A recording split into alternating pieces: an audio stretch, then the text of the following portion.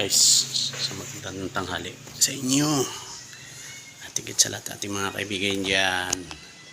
Ito guys, gumawa ko ng paing pang burot galunggong malalaki. Ito, nakatapos na ako ng 3 palawit, bali 30.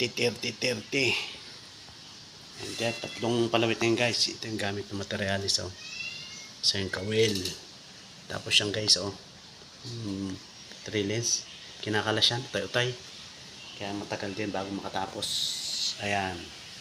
Tapos itong mga kawil. Ayan ang mga kawil. Ayan. Ilagay ko lang sa plastic. Ayan Ayan guys, mga kawil. Ito pa Ayan. Ang dami niyan. Hindi ko natapos, bukas uli. Pagod na Ayan guys, pampakintab.